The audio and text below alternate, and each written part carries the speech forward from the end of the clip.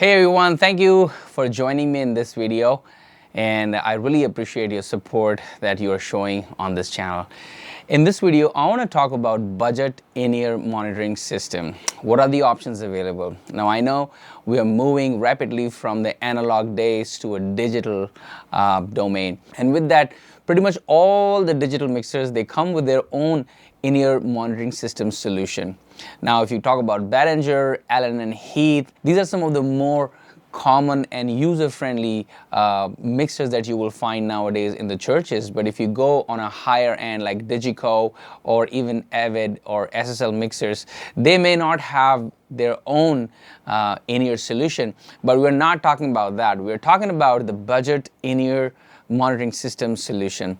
Now, as you know that with X32 you have P16 modules, and even if you go to Allen and Heath, they have their own ME series that just integrate with this whole system they have.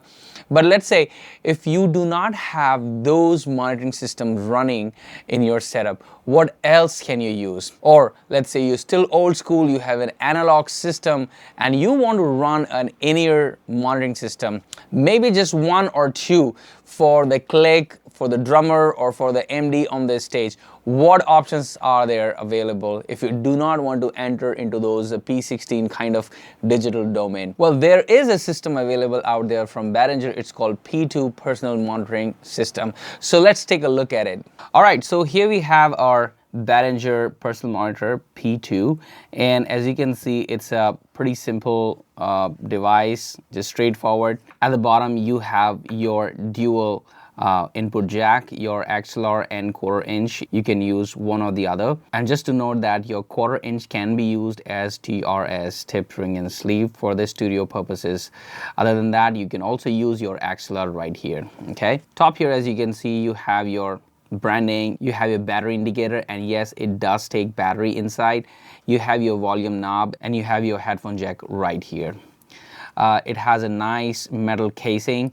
It's not plastic. Feels like it's a solidly built, and it can take some abuse on the stage and on the road for sure. To gain the access to the internal component and change some settings and also the battery, you have to press this button right here to slide this whole casing out. And when you press this whole casing comes out, and then that will expose all the internal components and part. Here we have two AAA batteries that you can use, and in my usage, in my experience, they last easily for 4 hours to 6 hours.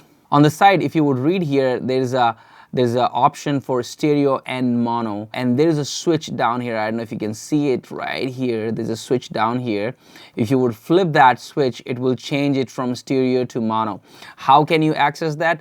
When you're using your quarter inch, make sure you're using your TRS, your stereo quarter inch jack, and on the other end on the mixer, you are using 2 channel or 2 buses or 2 output in a stereo mode. And that way you can use this particular unit as a stereo in-ear monitor as well, which is a pretty handy feature. But in most of the cases you would end up using mono, and that's where the switch needs to be on the mono side.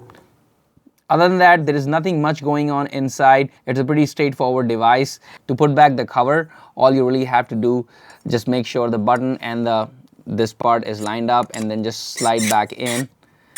You may have to take care of this side, and that's pretty much it, and now it is back in the business. So as you can see, it's a pretty simple device. You have your input jack right here, which is your combo jack, your XLR or your quarter inch TRS, and your output is right here, your 3.5 mm jack, your volume knob, and then your battery indicator, which is a really good thing. One more cool thing, if you would dial this knob all the way to the left, you will hear that click sound, and that way you will save some of your battery in the device.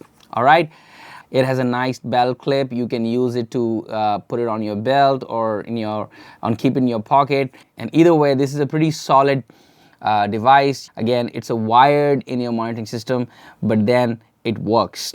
Now, with all that said, you might be having this question now: how am I going to control the channel that I'm using in my in-ear Well, again, this is not a controller. This is just basically a small headphone amp which is converting the output signal from your mixer to your in-ear level, and that's what pretty much what it's doing. So if you need to control the channel that you are hearing, you might need to talk to your sound engineer or your FOH guy that is running your show. But on the other side, if you're using mixers like X32 or Allen and Heath range, even Behringer Wing, all these digital mixer, and I would say pretty much all the other digital mixer available out there nowadays, they come with their own iOS or Android app, and in that app you can go to the output channel that you are using for your in-ear, and you can just adjust the channel right there, and in that way you can control the channel that you are using.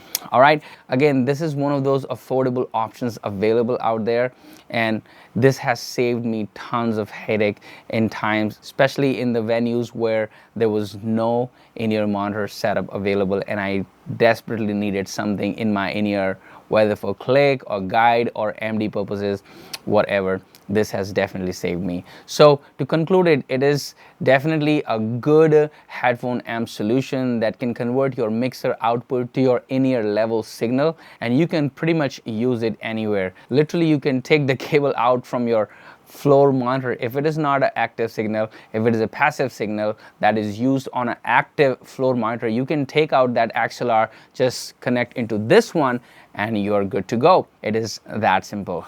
So thank you so much for joining me in this video. I highly appreciate your support. So please do like and subscribe, and do share this video with others who might need this video for their church production help. If you have any other question, please do ask me in the comment section, and I'll be happy to share my thoughts on that. Once again, thank you so much for joining me in this video, and I'll see you in the next one.